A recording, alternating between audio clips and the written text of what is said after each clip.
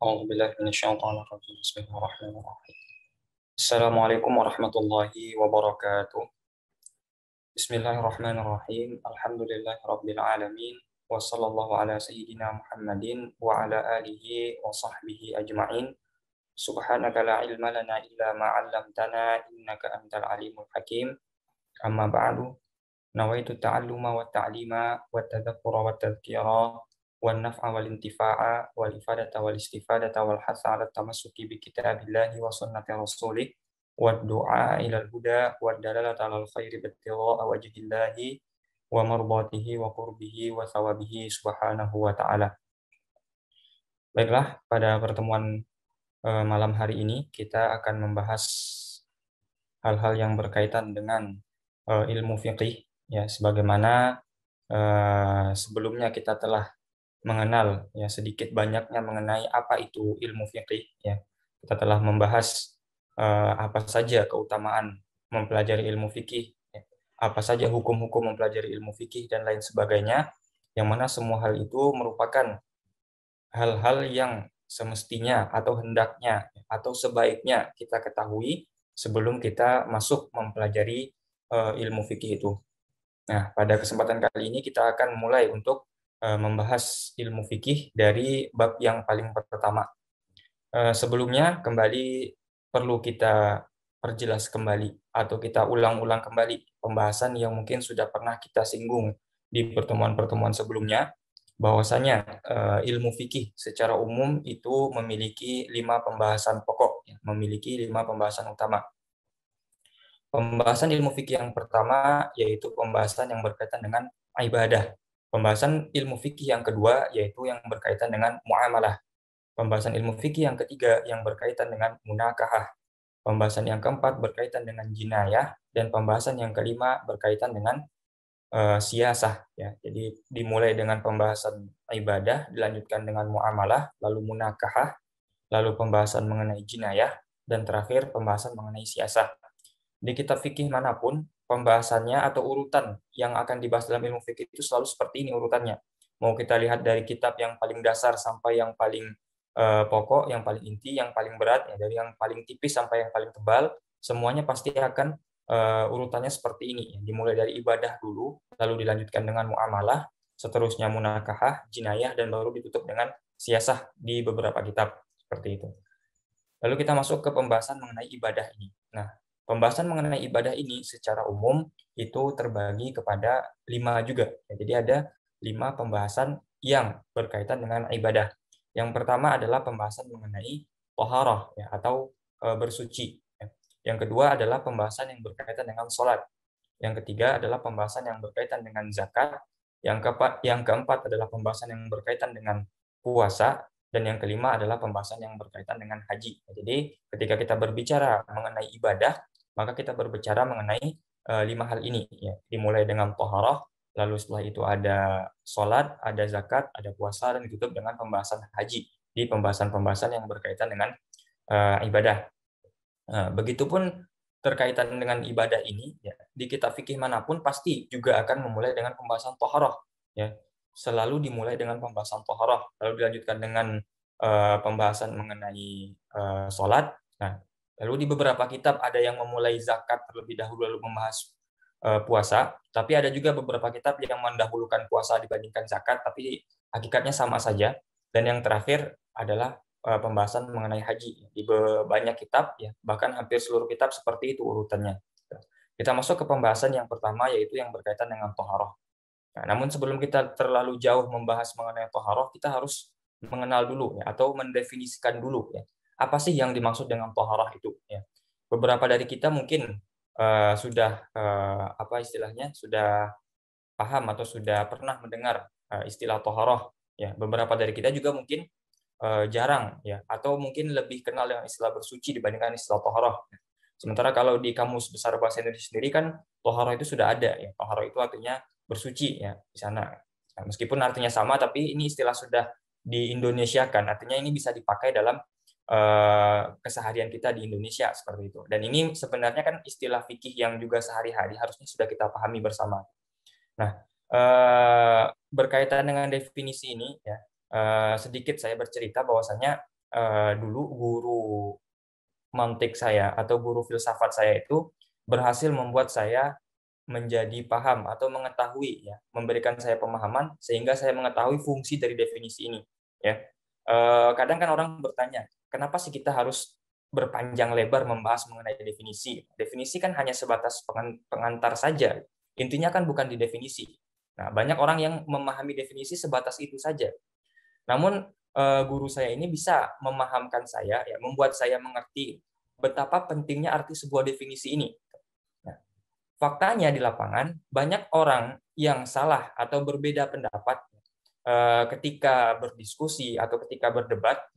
Itu permasalahannya bukan pada substansi kasus itu sendiri, tapi apa? Perbedaan mereka dalam mendefinisikan. Jadi gara-gara salah definisi di awal atau gara-gara tidak mementingkan atau tidak paham dengan definisi, sehingga hukum berbeda di bawah seperti itu. Ya, bagaimanapun kalau definisi berbeda, tentu hukum akan berbeda. Ketika kita mendefinisikan A seperti ini dan orang lain mengartikan A seperti itu, ya maka tidak akan bertemu yang ini dengan yang itu. Ya, makanya definisi itu begitu penting.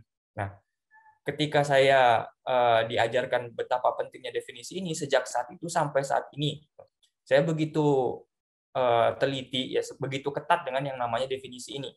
Kenapa? Karena kalau tidak paham definisi, pasti hukumnya ngawur, pasti hukumnya akan berantakan. Ya, itu kaidah dasar sebenarnya, logika berpikir dalam filsafat itu kan seperti itu, ya. Dimulai dengan bagaimana mendefinisikan sesuatu itu dengan baik dan benar sehingga nanti mengantarkan kepada hukum dari apa yang kita definisikan tadi. Jangan sampai definisi kita itu salah sehingga menghasilkan hukum yang salah juga seperti itu. Nah, makanya kita akan sedikit membahas panjang lebar mengenai definisi, ya, karena dari definisinya akan terkuak nanti masalah-masalah apa saja yang ada dalam apa yang kita definisikan, ya. Kita baca kitabnya dulu. Qala al-musannifu rahimahullahu taala wa nafa'ana Allahu bi ulumihi wa bi ulumi masyayikhina fid dharain amin. At-taharatu lughatan an-nadhafatu wal khulusu minal adnasi hissiyatan kanat kal anjasi aw ma'nawiyatan kal uyubi wa syar'an fi'lu ma tatawaqqafu alaihi ibahatun walau min ba'dil wujuhi aw thawabun mujarradun. Ya. At-taharatu, ya, taharah atau bersuci atau suci. Kita akan bedakan secara definisi. Sebagaimana biasa ketika kita membuka kitab-kitab Arab, ketika kita ingin mendefinisikan sesuatu itu kita akan melihat dari dua sisi atau melihat dari dua segi. Ya. Yang pertama dari sisi etimologi, secara asal bahasa. Ya. Jadi ketika kita membuka kamus, ya, makna dari kalimat itu apa, makna dari kata itu apa, ya. Atau kalau dalam bahasa Indonesia kita dalam mendefinisikan sesuatu secara etimologi itu kita merujuk kepada KBBI, ya, Kamus Besar Bahasa Indonesia. Dalam KBBI maknanya apa? Asal makna dari kata ini apa?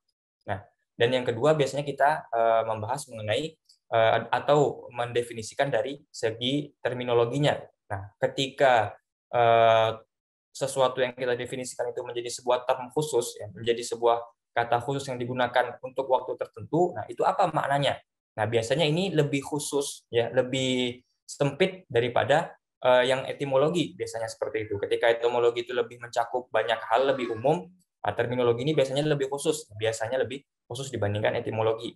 Nah, sekarang kita masuk ke definisi dari toharoh itu apa? Bersuci itu apa sih?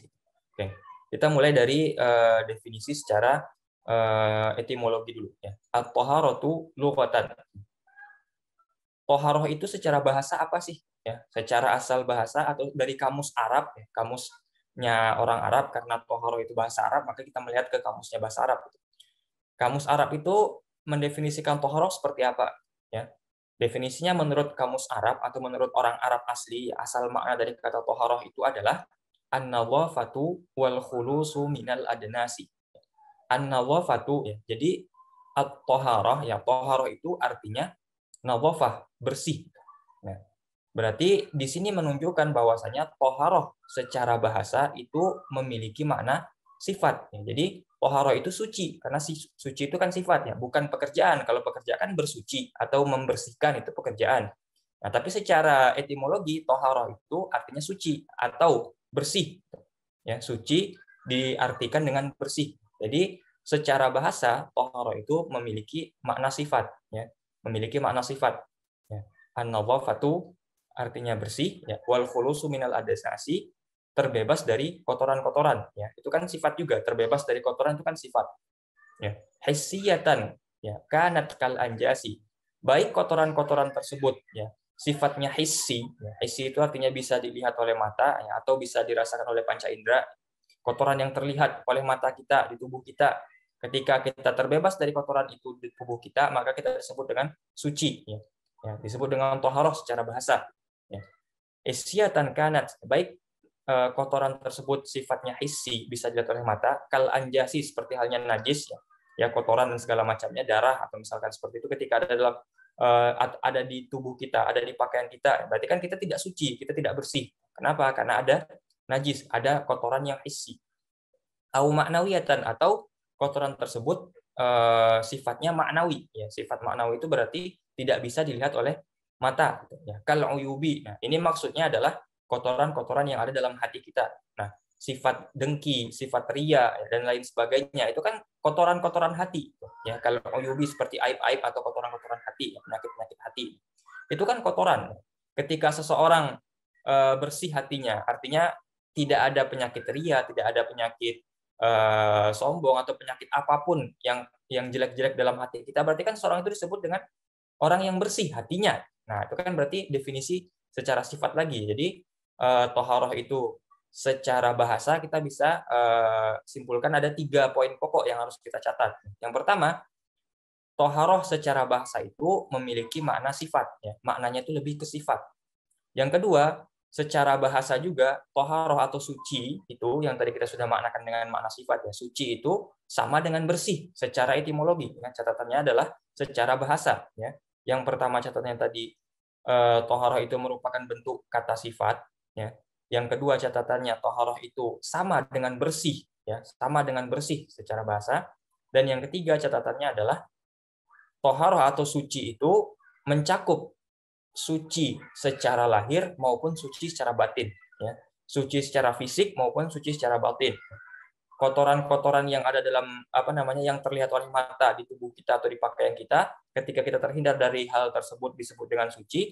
Begitupun ketika ada kotoran-kotoran dalam hati kita dan kita bisa menghindarkan diri dari kotoran-kotoran yang ada dalam hati kita, itu kita disebut juga dengan suci, ya. Diulangi kembali bahwasanya suci atau toharoh itu, ya, secara bahasa, ya, toharoh secara bahasa, secara etimologi kita bisa ambil 3 poin penting. Yang pertama, maknanya lebih ke arah sifat. Berarti toharoh kita artikan suci di sini, ya, suci. Yang kedua, suci itu sama dengan bersih secara etimologi, secara bahasa. Yang ketiga, suci di sini mencakup suci secara lahir maupun suci secara batin, seperti itu. Nah, ini definisi toharoh secara etimologi, ya, atau yang biasa kita sering pakaikan sehari-hari. Tapi apakah syariat Islam atau fikih memaknai toharoh juga seperti itu? Nyatanya tidak, ya. Nyatanya tidak. Ada beberapa poin-poin yang kita catat tadi ternyata tidak seperti itu yang adanya ketika kita membahas mengenai definisi toharoh secara syariat Islam, ya, secara terminologi sudah menjadi term tersendiri. Jadi digunakan term dalam syariat Islam toharoh itu maknanya berbeda lagi dengan term ketika dia menjadi makna etimologi. Apa itu? Nah, biasanya saya menjelaskan definisi toharoh itu dari 2 sumber, 2 referensi. Yang pertama definisinya Imam An-Nawawi, yang kedua definisinya Imam Ibnu Hajar Al-Haytami, ya. Jadi biasanya saya mendefinisikan dengan 2 sumber ini. Nah, yang ada di kitab kita saat ini, yang ada di layar ini, ya, fi'lu ma tatawaqqafu alaihi ibahatun walau min ba'dil wujuhi aw sawabun mujarradun, ini merupakan definisinya Imam Ibnu Hajar Al-Haytami, ya. Ini definisi dari Imam Ibnu Hajar Al-Haytami. Ya, jadi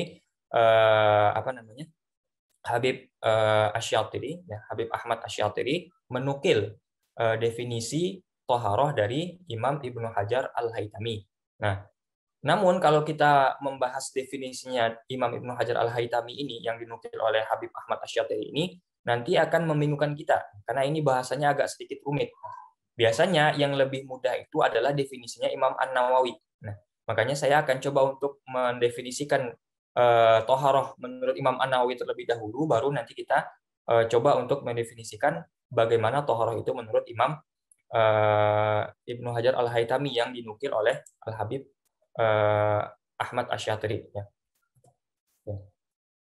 Kalau menurut Imam An-Nawawi, yang dimaksudkan toharoh secara terminologi adalah raf'u hadatsin au izalatu najisin au ma fi ma'nahuma au ala suratihima. Ya.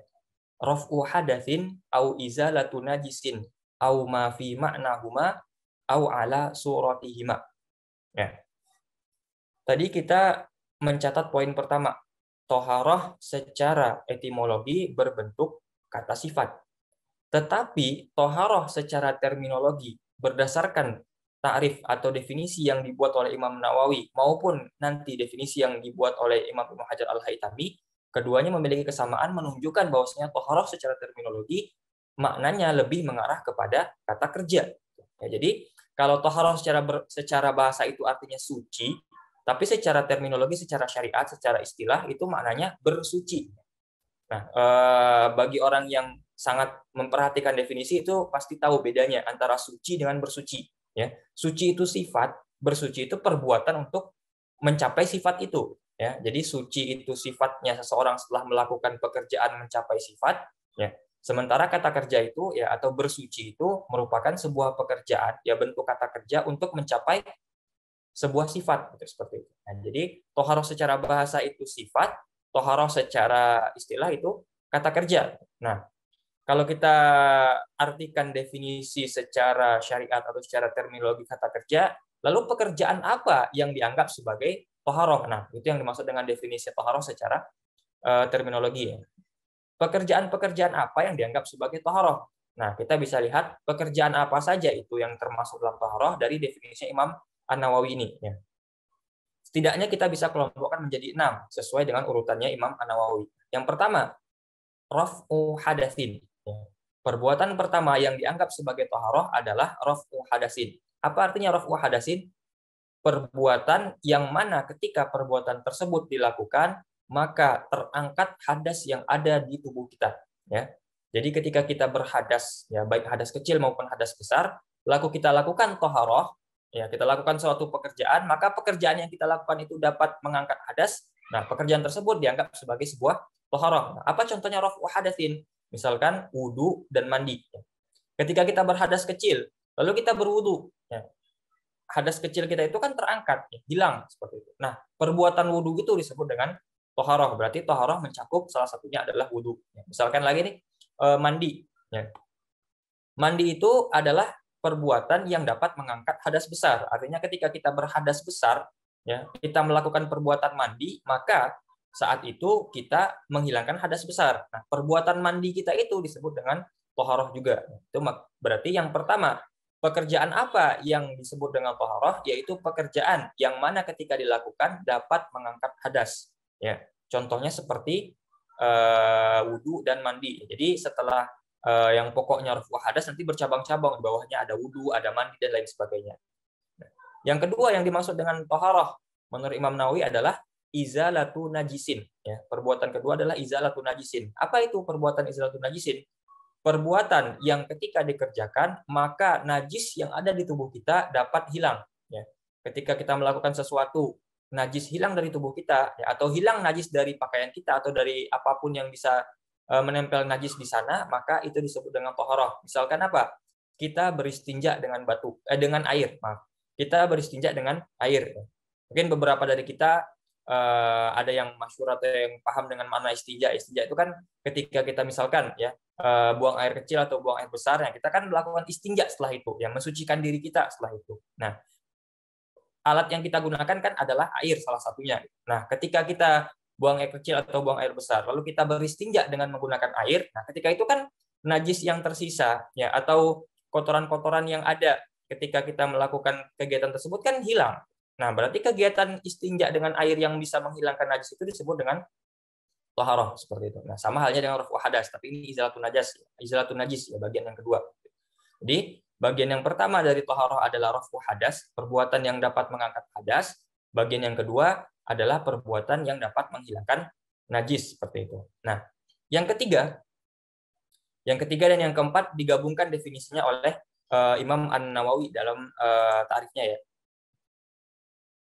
Yang ketiga dan yang keempat ya. Au ma fi ma'nahuma ya. Au ma fi ma'nahuma. Ini digabungkan ya. Nanti kita coba pisahkan ya. Apa maksudnya au ma fi ma'nahuma? Perbuatan apa lagi yang tergolong dengan toharoh itu? Yang keempat, yang kelima, yang ketiga dan yang keempat maksudnya yaitu perbuatan yang mengandung makna atau terkandung makna mengangkat hadas ya atau terkandung makna menghilangkan najis, namun pada hakikatnya hadas tidak terangkat atau najis tidak terhilangkan. Seperti itu ya. Kita pisahkan saja. Jadi yang ketiga itu adalah sebuah perbuatan. Jadi toharoh yang ketiga adalah perbuatan yang mencakup di dalamnya itu ya atau mengandung di dalam perbuatan tersebut ya makna mengangkat hadas, maknanya saja yang ada, tapi hakikatnya hadas tidak terangkat. Misalkan seperti tayamum ya, misalkan seperti tayamum gitu. Nah, ketika kita tayamum ya, apakah hadas terangkat dari tubuh kita? Jawabannya tidak. Hadas itu masih ada di dalam tubuh kita ya. Berbeda dengan wudhu. Ketika kita berhadas misalkan buang angin. Nah, ketika itu kan secara otomatis muka kita berhadas, tangan kita berhadas, kepala kita berhadas, kaki kita berhadas. Nah, bagaimana cara menghilangkan hadas tersebut? Caranya dengan berwudu. Ya, ketika kita membasuh muka, hilang hadas yang ada di muka. Ketika kita membasuh tangan, hilang hadas yang ada di tangan. Ketika kita membasuh kepala, hilang hadas yang ada di kepala. Ketika kita membasuh kaki, hilang hadas yang ada di kaki. Itu mengangkat hadas. Nah, tapi ketika tayamum, apakah tayamum itu dapat menghilangkan hadas yang ada dalam anggota tubuh tadi? Apakah dengan bertayamum hadas di muka hilang, hadas di tangan hilang, hadas di kepala hilang, hadas di kaki hilang? Tidak. Hadas itu masih ada. Ya. Tapi dia tetap dianggap sebagai toharoh. Ya. Dia tetap dianggap sebagai perbuatan yang memiliki makna toharoh, tapi dia tidak mengangkat hadas secara hakikat. Secara fakta dia tidak mengangkat hadas. Hadas itu tetap ada. Nah, apa buktinya?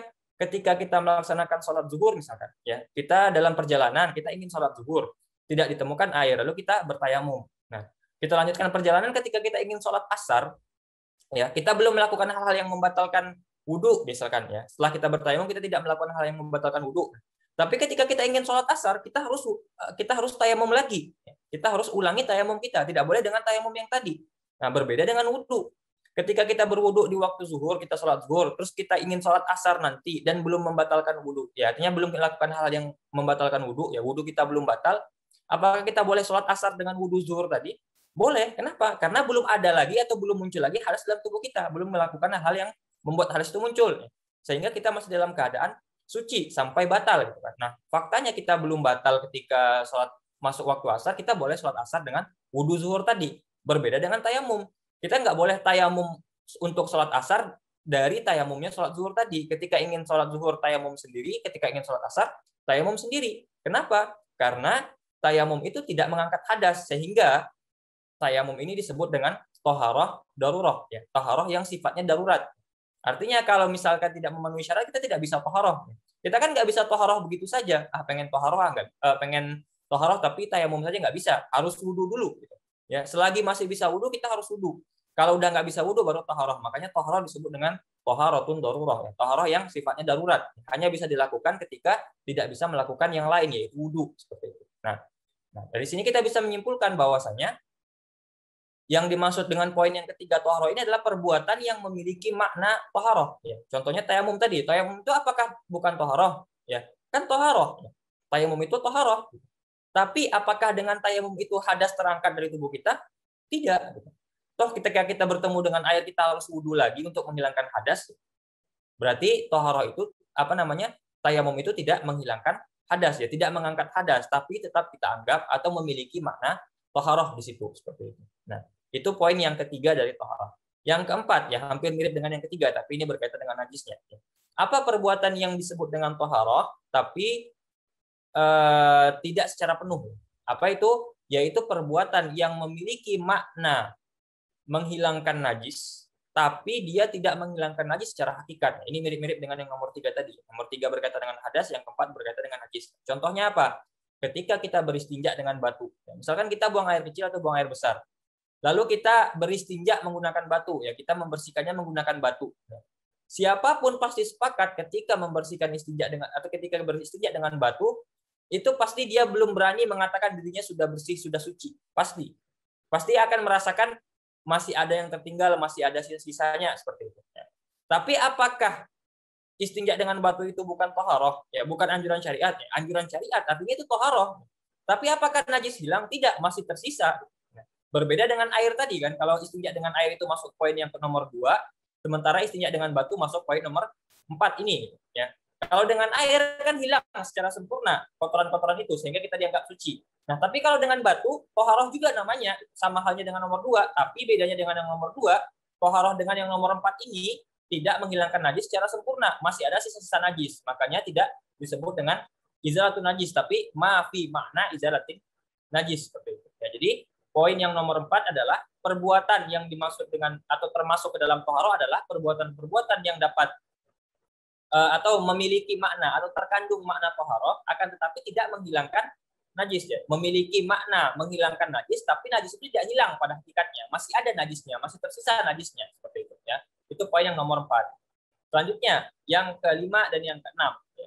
Ini juga disatukan oleh Imam An-Nawawi, tapi nanti kita coba pisahkan seperti sebelumnya. Ya. Au ala suratihima. Ya. Atau perbuatan-perbuatan yang memiliki bentuk yang serupa, bentuk yang sama persis dengan perbuatan yang dapat menghilangkan hadas atau menghilangkan najis, tapi pada hakikatnya juga tidak menghilangkan hadas dan tidak juga menghilangkan najis. Ya, kalau wudhu yang pertama tadi jelas perbuatan seperti wudhu, tetapi hadas hilang kan. Nah, yang nomor 6 ini dia seperti wudhu juga persis dari awal sampai akhir, tapi nggak ngangkat hadas, ya, nggak hilang najis. Apa contohnya? Kita pisahkan dulu yang nomor 5-nya berkaitan dengan menghilangkan hadas dulu. Misalkan memperbarui wudhu. Ketika kita memperbarui wudhu, ya, apakah kita mengangkat hadas? Tidak. Kenapa? Karena hadas tidak ada. Karena kita kan memperbarui, ya. Jadi bedakan antara memperbarui wudhu sama wudhu yang ulang lagi. Memperbarui wudhu itu syaratnya masih ada wudhu. Ya. Kan salah satu yang disunahkan ketika masuk waktu sholat kita memperbarui wudhu, ya, mengulangi wudhu, bukan mengulangi wudhu, memperbarui wudhu seperti itu. Nah, syaratnya dikatakan memperbarui wudhu apa? Ketika kita masih punya wudhu, kita sholat zuhur, kita berwudhu, lalu sholat zuhur, terus wudhu kita masih aman, masih belum batal sampai ke waktu asar. Nah, waktu asar berkumandang azan, kita ingin sholat zuhur, kita ingin sholat asar. Nah, wudhu kita belum batal, seharusnya kan kita masih boleh, tapi kan dianjurkan, disunahkan untuk memperbarui wudhu. Nah, itu disebut dengan memperbarui ketika wudhu masih ada. Tapi kalau di tengah-tengah waktu zuhur batal wudhu kita, maka kita ketika ingin sholat asar dengan wudhu yang baru, itu bukan lagi memperbarui wudhu namanya, tapi wudhu yang baru lagi. Nah, memperbarui wudhu, nah, itu kan caranya sama persis dengan wudhu yang baru atau wudhu yang asal. Dimulai dengan niat, lalu membasuh muka, membasuh tangan, mengusap kepala, membasuh kaki, ya, tertib seperti itu rukun-rukunnya kan. Ya, sama persis kan. Tapi kalau wudhu yang baru, ya, wudhu yang baru itu mengangkat hadas, tapi kalau memperbarui wudhu itu tidak mengangkat hadas. Kenapa? Karena kan dia tidak punya hadas. Ya, dia tidak punya hadas. Namanya memperbarui wudhu berarti kan dia tidak punya hadas. Nah, jadi dia hanya sebagai toharoh tapi tidak mengangkat hadas. Nah, itu maksud yang nomor 5.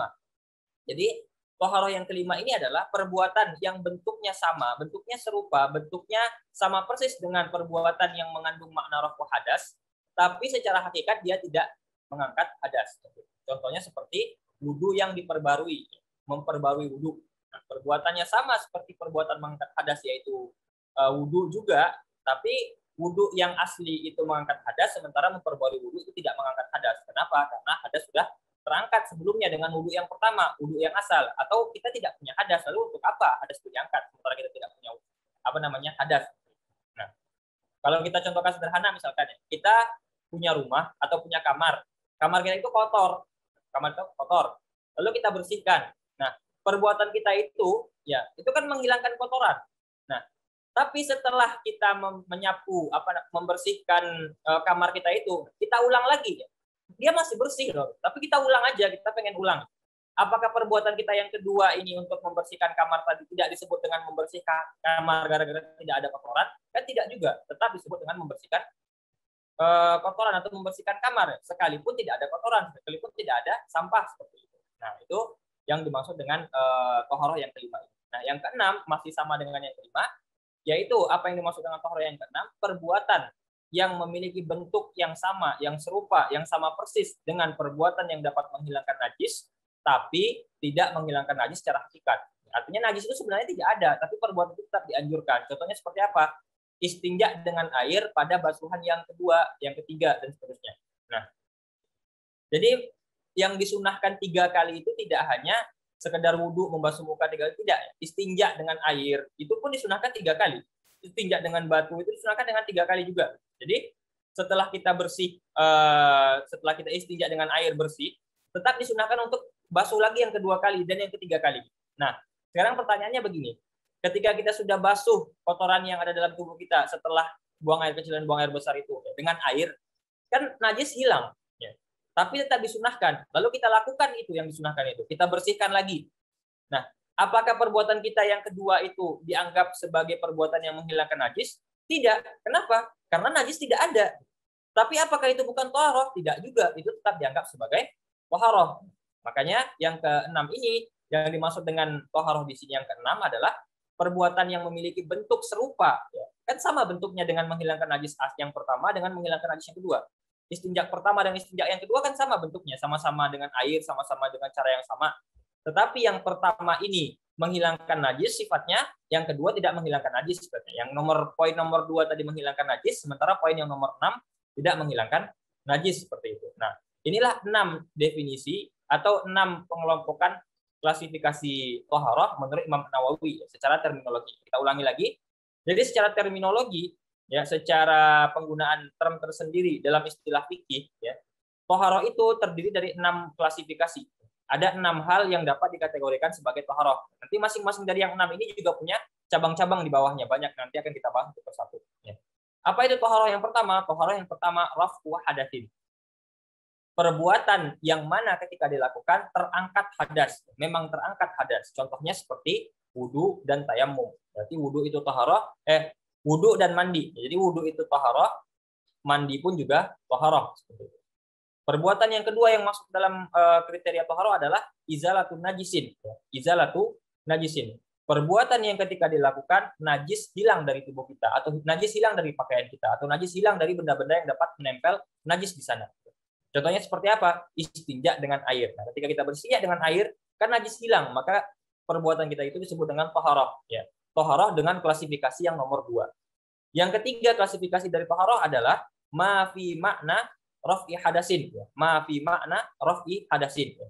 Suatu perbuatan yang mengandung makna atau terkandung makna mengangkat hadas, tetapi tidak mengangkat hadas secara hakikat. Ya. Seperti halnya tayamum.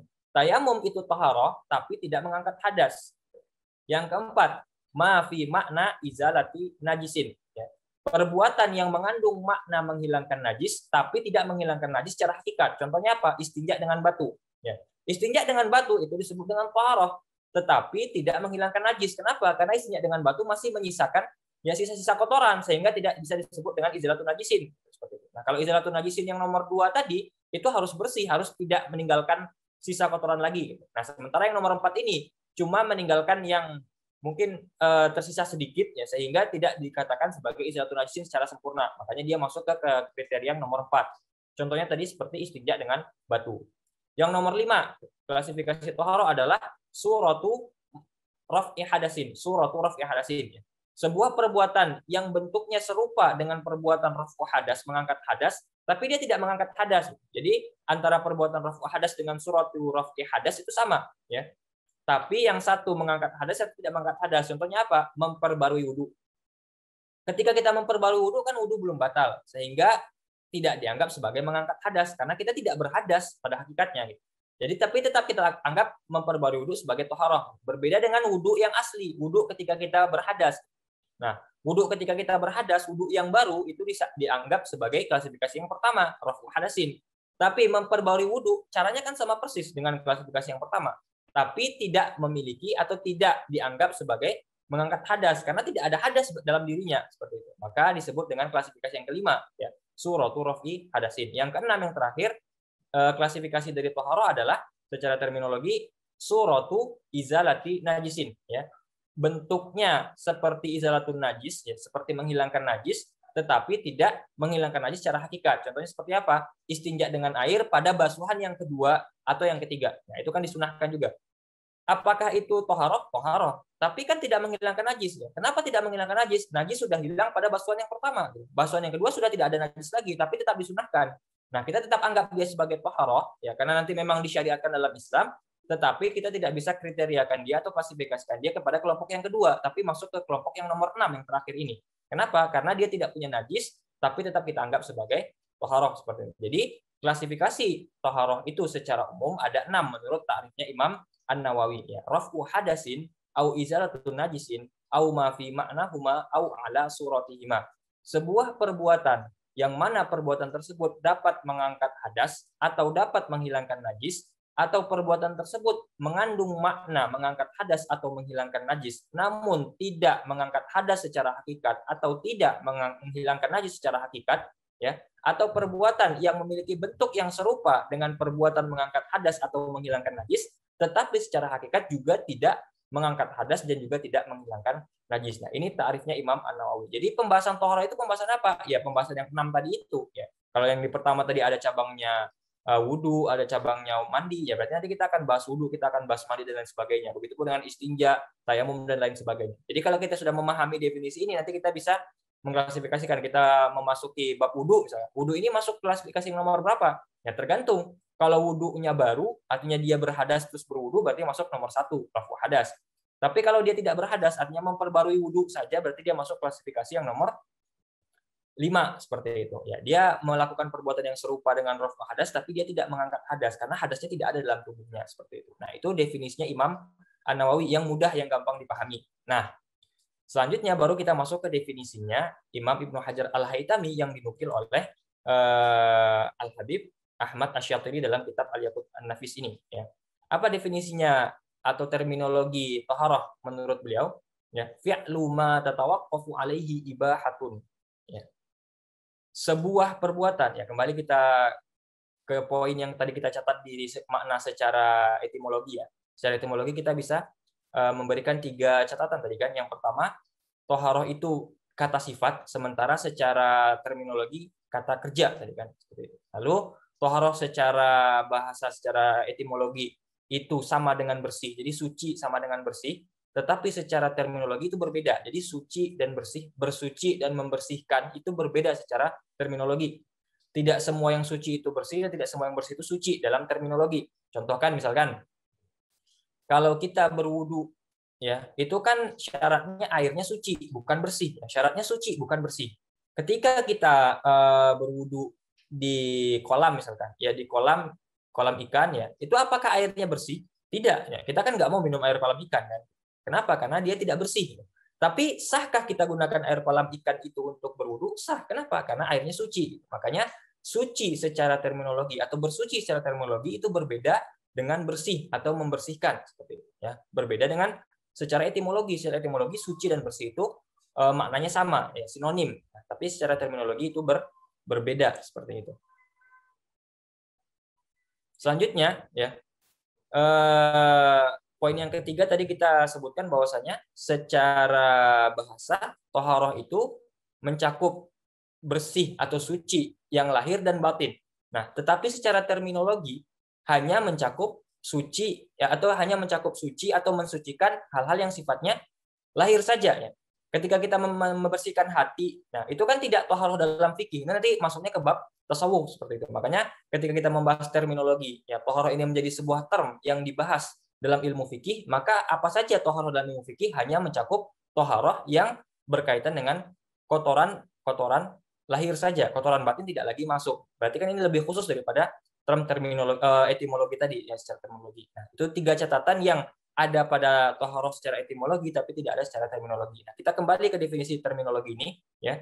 Fi'lu, ya sebuah perbuatan, ya kata kerja. Tadi kan toharoh itu kata kerja secara terminologi, secara istilah. Sebuah perbuatan fi'lu ma tatawaqqafu alaihi ibahatun. Yang mana perbuatan tersebut menjadi syarat kebolehan melakukan perbuatan yang lain, ya. Jadi ada sebuah perbuatan, ya. Ketika perbuatan ini kita lakukan, baru boleh kita melakukan perbuatan yang lain. Artinya ketika kita tidak melakukan perbuatan itu, kita tidak boleh melakukan perbuatan yang lain tadi itu, ya. Misalkan apa itu? Wudu. Ya, wudu kan bagian dari taharah. Ketika kita berwudu baru kita boleh sholat. Kalau kita tidak wudu, maka kita tidak boleh sholat. Itu definisinya di sini seperti itu. Ya, jadi apa itu toharoh? Sebuah perbuatan. Ya. Toharoh itu berbentuk perbuatan. Ya, perbuatan apa saja? Yang mana perbuatan itu ketika kita lakukan, maka baru boleh kita melakukan perbuatan yang lainnya. Kita baru boleh sholat ketika kita sudah toharoh. Kita baru boleh, apalagi misalkan membaca Al-Quran atau menyentuh membaca Al-Quran tidak mesti toharoh ya. Menyentuh mushaf harus toharoh, harus dalam keadaan suci. Ya, berarti kita harus bersuci, harus wudhu dulu baru menyentuh Al-Quran itu dibolehkan. Ya, atau perbuatan-perbuatan lainnya yang hanya boleh dikerjakan ketika kita sudah melakukan perbuatan yang namanya toharoh ini, seperti itu. Ya, jadi fi'lu perbuatan ma tatawaqqafu alaihi ibahatun, yang mana kebolehan perbuatan yang lain bergantung kepada apakah kita telah melakukan perbuatan yang tadi atau belum, atau apakah kita sudah bertoharoh atau belum, seperti itu. Ya, walau mim ba'dil wujuhi, meskipun perbuatan tersebut hanya dari sisi yang lain, ya. Artinya tidak secara mutlak, artinya muqayyad. Nah, ini jadi contohnya seperti tayamum, ya. Apakah ketika tayamum kita sudah bertayamum kita boleh sholat secara itu? Kan tidak. Kita harus wudhu dulu baru boleh sholat. Tayamum nggak boleh. Nah, tapi ada kondisi di mana ketika kita sudah tayamum sudah boleh kita sholat tanpa harus wudhu. Kapan itu? Ketika tidak ada air gitu. Nah, ini yang dimaksudkan dengan walau mim ba'dil wujuh, walaupun dalam bentuk yang lain. Ya. Jadi toharoh itu yang pertama tadi fi'lu ma tatawaqqafu alaihi ibahatun, perbuatan yang bergantung terhadap perbuatan tersebut kebolehan melakukan perbuatan yang lain, ya bentuknya seperti seperti wudhu, seperti mandi, ya seperti istinja dengan air, seperti itu, ya. Walau mim ba'dil wujuhi, ataupun perbuatan tersebut ya dalam bentuk yang lain, artinya tidak bentuk yang asal seperti tayamum dan istinja dengan batu tadi kan kita sudah contohkan tadi seperti itu. Nah, tayamum itu secara hakikat kan tidak boleh kita melakukan tayamum baru setelah itu kita laksanakan sholat, tidak boleh. Kecuali kalau tidak ada air, berarti kebolehan tayamum itu bersyarat ya, ada kaitannya gitu. Berbeda dengan fi'lu yang pertama tadi. Nah, kalau wudu langsung boleh, boleh. Langsung setelah wudu langsung sholat boleh. Tapi kalau tayamum nggak bisa wudu baru boleh tayamum baru setelah itu sholat. Nah, itu yang dimaksudkan walau mimba wudu, meskipun dalam bentuk yang berbeda atau dalam sisi yang berbeda. Gitu. Au thawabun mujarradun yang terakhir. Atau perbuatan yang hanya dimaksudkan untuk mencari pahala saja. Artinya perbuatan itu tidak bergantung kepadanya kebolehan melaksanakan sholat. Contohnya seperti apa? Memperbarui wudhu tadi kan, memperbarui wudhu atau istinja dengan air pada basuhan yang kedua dan yang ketiga. Seperti itu. Nah, ini sebenarnya klasifikasinya sama tapi dalam bentuk yang berbeda. Namun ini agak rumit dipahami. Kalau kita sudah paham yang tadi, insya Allah ini sudah mudah dipahami. Ya. Au sawabun mujarradun, seperti memperbarui wudhu. Apakah dengan memperbarui wudhu itu kita baru boleh melaksanakan sholat setelahnya? Kan tidak. Ketika kita ingin sholat zuhur, kita berwudhu. Lalu kita masih punya wudhu, artinya wudhu kita nggak batal. Lalu masuk waktu sholat asar. Kita ingin sholat langsung kan boleh. Apakah kita harus memperbarui wudhu? Kan tidak. Ya, selagi tidak batal, kita tidak harus memperbarui wudhu kan.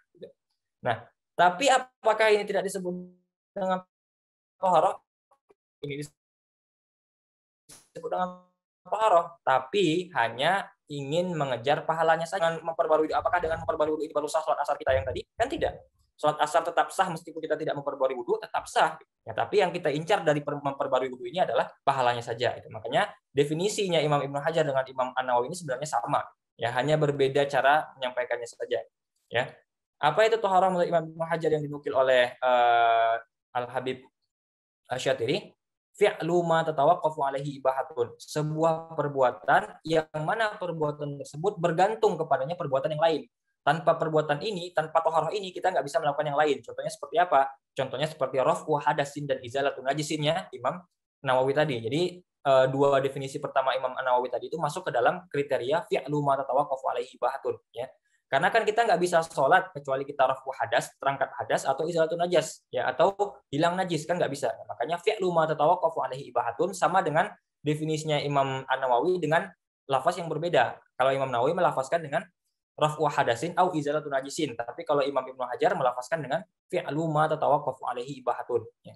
Walau mim ba'dil wujuhi, meskipun dalam bentuk yang lain, meskipun dengan cara yang lain. Nah, ini definisinya mirip dengan Imam An-Nawawi dari definisi yang nomor 3 dan nomor 4 ya. Au ma fi ma'nahuma ya, seperti itu ya.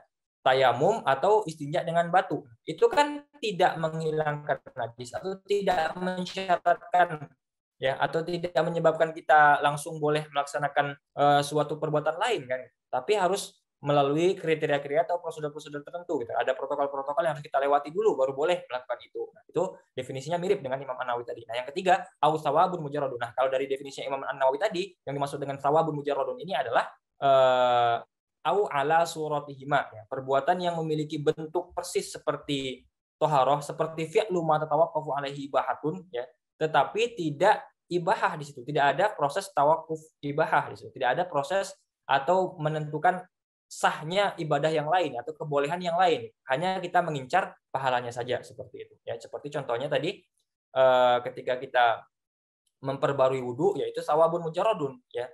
Dengan memperbarui wudhu itu tidak bergantung kepada amalan yang lain. Artinya kita mau sholat langsung pun boleh tanpa harus memperbarui wudhu. Tapi kalau ingin dapat pahala tambahan, ya memperbarui wudhu. Ataupun ketika kita beristinja dengan air pada basuhan yang kedua dan yang ketiga setelah najis hilang. Nah, tanpa kita membasuh yang kedua dan yang ketiga pun kan tidak masalah. Toh kita masih boleh langsung sholat setelah wudhu kan bisa, tanpa harus membasuh yang kedua yang ketiga kalinya. Tapi kalau kita ingin dapat pahala, lakukanlah yang kedua yang ketiga ini. Nah, itu yang disebut dengan sawabun mujarrad. Hanya semata-mata mengincar pahalanya saja, tapi tidak merupakan syarat kebolehan ibadah yang lain. Jadi definisi antara Imam An-Nawawi dengan Imam Ibnu Hajar itu pada hakikatnya sama, tetapi ditampilkan dengan lafaz yang berbeda. Nah, makanya kita tadi memulai dengan definisinya Imam An-Nawawi dulu, supaya lebih dipahami, karena lebih simpel kan. Nah, baru kita lanjutkan dengan definisi Imam Ibnu Hajar di sini. Nah, itu insya Allah lebih gampang dipahami, karena sudah kita memahami definisinya Imam An-Nawawi. Nah, lanjut. Jadi kita sudah mengenal, sudah memahami dengan baik definisi dari toharoh itu. Kita sudah tahu ini loh yang masuk dengan toharoh. Atau kita ambil saja dari definisi Imam Nawawi. Klasifikasi toharoh itu ada 6 hal tadi. Nah, atau bisa kita turunkan. Ya, kita turunkan artinya kita sederhanakan dari 6 tadi. 6 tadi itu kan tidak menunjukkan perbuatan langsung. Ya, raf'u hadas, apa perbuatan raf'u hadas? Ya, masih ada turunannya lagi. Nah, kalau kita turunkan, kita bisa kumpulkan setidaknya ada 4 perbuatan yang dianggap sebagai toharoh. Nah, ada 4 perbuatan yang dianggap sebagai toharoh. Nah, perbuatan-perbuatan atau bentuk-bentuk dari toharoh ini biasa disebut dengan istilah maqasidut toharoh. Ya, maqasidnya toharoh itu apa? 4 hal ini. Apa 4 hal itu? Yang pertama disebut dengan istilahnya wudu. Ya. Jadi nanti kita akan bahas wudu. Salah satu bentuk atau bentuk pertama dari toharoh itu adalah wudu. Nah, wudu ini mencakup di dalamnya raf'u hadas ada, ya, atau makna raf'i hadas ada, ya, atau izalat suratul raf'i hadas juga ada di sana. Nah, kalau kita ngambil yang definisi Imam Nawawi kan masih umum, masih wudu masuk kemana-mana, masuk ke sini, masuk ke sana. Gitu. Tapi kalau kita sudah ringkaskan wudu saja, nanti wudu ini kan masuk ke poin yang banyak seperti itu. Ya. Jadi bentuk toharoh atau maqasid dari toharoh. Jadi kita bahas selanjutnya adalah bentuk-bentuk toharoh. Ini apa saja? Ya, atau maqasid, sering disebut dengan istilah maqasid. Maqasid dari toharoh itu apa saja? Yang pertama namanya wudu.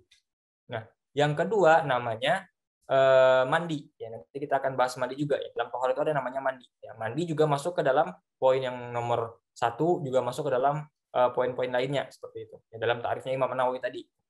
Yang ketiga bentuk dari toharoh atau maqasid toharoh adalah tayamum. Jadi tayamum juga masuk ke dalam bentuk dari toharoh. Dan yang keempat bentuk dari toharoh adalah menghilangkan najis. Jadi menghilangkan najis itu disebut dengan toharoh. Ya, jadi ada 4 yang disebut dengan bentuk-bentuk toharoh. Jadi bentuk toharoh apa saja? Ya. Bentuk toharoh itu ada 4. Ya. Atau maqasid toharoh itu ada apa saja? Ya, ada 4. Yang pertama wudu, yaitu tayamum. Yang kedua tayamum. Yang ketiga mandi. Yang keempat izalatun najasa atau menghilangkan najis. Ini kita akan bahas satu persatu. Wudu dari awal sampai akhir, mandi dari awal sampai akhir, tayamum dari awal sampai akhir, yang keempat izalatun najasa dari awal sampai akhir. Nah, ini bentuk atau maqasid dari toharoh itu sendiri. Nah, selanjutnya yang namanya toharoh kan kita butuh alat. Bagaimana caranya kita berwudu? Dengan apa kita berwudu? Ya dengan air. Mana mungkin kita wudu tapi nggak punya air, gitu kan? Ya. Toh kita dengan tayamum pun ya tayamum dengan apa? Kita juga butuh alat. Apa alatnya? Debu kan. Tanpa debu, tanpa tanah kita nggak bisa tayamum. Nah, makanya toharoh itu selain punya bentuk yang 4 tadi juga butuh alatnya. Alatnya toharoh sering disebut dengan istilah wasailut toharoh atau wasilahnya toharoh atau alat-alat yang digunakan untuk toharoh. Alatnya juga ada 4. Ya, alat toharoh ini juga ada 4. Yang pertama disebut dengan air. Ya, air. Nanti air bisa digunakan untuk mandi, bisa digunakan untuk wudu, ya, dan bisa digunakan untuk menghilangkan najis. Yang kedua disebut dengan tanah. Ya. Yang ketiga, alat yang bisa digunakan untuk taharah disebut dengan istilahnya batu. Batu ini bisa digunakan untuk taharah. Alat juga untuk apa? Istinja dengan batu. Tadi kan kita sudah bahas. Ya. Istinja dengan batu berarti kita butuh batu kan untuk istinja, karena istinja dengan batu. Makanya batu merupakan salah satu alat atau wasail dari toharoh ini. Dan yang keempat baru nanti namanya istilahnya dabir. Ya, jadi mungkin bagi yang belum tahu, ada nanti namanya istilahnya itu dabir. Ya. Dabir itu apa? Alat yang digunakan untuk menguliti kulit hewan atau menyamak kulit hewan. Ya. Nanti kan kita bahas, ada pembahasannya itu ketika ada bangkai hewan. Ya, bangkai hewan ya. Bangkai berarti kan najis, berarti kan haram. Bangkai hewan itu ketika dia sudah menjadi bangkai hewan itu dari ujung kaki sampai ujung kepala itu najis semua, haram semua. Nah, tapi ada caranya untuk menghalalkan kulitnya saja. Ya, misalkan kambing ditabrak mati, tidak disembelih berarti kan. Nah, berarti kan ketika itu dia bangkai. Nah, bangkai itu kan nggak boleh dimakan. Ya, semua anggota tubuhnya itu menjadi najis kecuali kulitnya dengan cara tertentu. Caranya dia apa? Disamak, dikuliti, ya, dilepas kulitnya. Nah, alat yang digunakan untuk melepas kulit itu disebut dengan dabir, ya. Penyamak kulit, ya, atau alat yang digunakan untuk menguliti kulit hewan. Nah, itu 4 hal yang merupakan alat-alat dari toharoh atau wasail toharoh. Jadi toharoh itu memiliki maqasid, memiliki bentuk. Bentuknya ada berapa? Ada 4. Ada wudhu, ada mandi, ada tayamum, dan ada menghilangkan najis. Untuk melakukan 4 bentuk ini kita butuh kepada alat yang disebut dengan wasailut taharah. Apa saja wasailut taharah atau alat-alat taharah? Yang pertama disebut dengan air, yang kedua disebut dengan tanah, yang ketiga disebut dengan batu, dan yang keempat disebut dengan dabir tadi, dabir penyamak kulit ya bahasa Indonesia. Penyamak kulit atau alat yang digunakan untuk menguliti hewan. Nah, 4 hal ini disebut dengan alat-alat taharah. Nah, terkadang alat-alat ini juga butuh kepada bantuan yang lain, butuh perantara yang lain. Nah, itu disebut dengan istilahnya perantara toharoh atau wasailul wasail. Contohnya seperti apa? Bejana. Mungkinkah kita menampung air tanpa adanya bejana? Kan tidak. Ketika misalkan hujan lebat, kita ingin berwudu dengan air hujan itu. Nah, bagaimana caranya berwudu dengan air hujan? Airnya turunnya tipis-tipis, turunnya sedikit-sedikit. Tentu kita butuh tampung dulu airnya kan. Nah, alat untuk menampung itu berarti kan alat untuk alatnya toharoh. Ya. Air itu alatnya toharoh, kita butuh alat lagi untuk menampung alatnya ini. Nah, itu disebut dengan wasailul wasail. Ya, jadi ada maqasid, ada wasail, ada wasailul wasail. Maqasid, wasail, wasailul wasail. Nah, wasailul wasailnya ada 2. Ya. Wasailul wasailul toharoh. Ya. Perantara toharoh itu ada 2. Yang pertama disebut dengan bejana. Nanti kita akan bahas masalah-masalah bejana, masalah-masalah ember, masalah-masalah apapun yang berkaitan dengan bejana inilah, yang mirip dengan bejana ini. Ya. Yang kedua nanti namanya ijtihad. Ya. Ijtihad ini digunakan nanti misalkan ketika kita memiliki dua ember air. Ya. Salah satunya kita yakin itu najis airnya, dan salah satunya kita yakin itu suci. Tapi keduanya mirip secara bentuk. Nah, kita akan berijtihad di sana. Bagaimana menentukan air ini yang najis, air ini yang suci. Nah, di situ digunakan ijtihad. Jadi secara umum kita bisa simpulkan bahwasanya toharoh itu memiliki maqasid, memiliki bentuk, ya ada 4. Ada wudhu, ada mandi, ada tayamum, ada izalatul najasah. Lalu yang kedua, toharoh juga memiliki maqasid, ya maqasidnya juga ada 4 ya, atau toharoh itu juga memiliki alat ya, atau disebut juga dengan wasail toharoh. Wasailnya juga ada 4. Yang pertama disebut dengan air, yang kedua disebut dengan tanah, yang ketiga disebut dengan batu, dan yang keempat disebut dengan dabir ya, penyamak kulit. Dan yang terakhir toharoh juga memiliki wasailul wasail, perantara ya. Memiliki bentuk, memiliki alat, dan memiliki perantara. Perantara disebut juga dengan wasailul wasail. Wasailul wasail ada 2. Ya, wasailul wasail itu ada 2. Yang pertama disebut dengan istilahnya bejana, ya masalah bejana. Dan yang kedua nanti disebut dengan istilahnya ijtihad. Nah, itu bentuk, alat, dan perantara dari toharoh. Nah, yang akan kita bahas panjang lebar nanti di pembahasan toharoh ini, ya. Atau maqasidnya toharoh, wasailnya toharoh, atau wasailnya toharoh. Nanti yang akan kita bahas di pembahasan-pembahasan atau di pembahasan selanjutnya dalam kitab ini. Nanti insya Allah akan kita bahas di pertemuan berikutnya. Oke, mungkin sekian yang dapat saya sampaikan pada pertemuan kali ini. Semoga ada manfaatnya, semoga bisa menjadi tambahan tambahan ilmu, ya, menjadi referensi baru, menjadi sudut pandang baru untuk kita semua, untuk lebih dalam lagi menggali atau membahas hal-hal yang berkaitan dengan syariat Islam terkhusus dalam pembahasan fikih. Demikian yang dapat saya sampaikan. Akhirul kalam, wabillahi taufiq wal hidayah. Wassalamualaikum warahmatullahi wabarakatuh.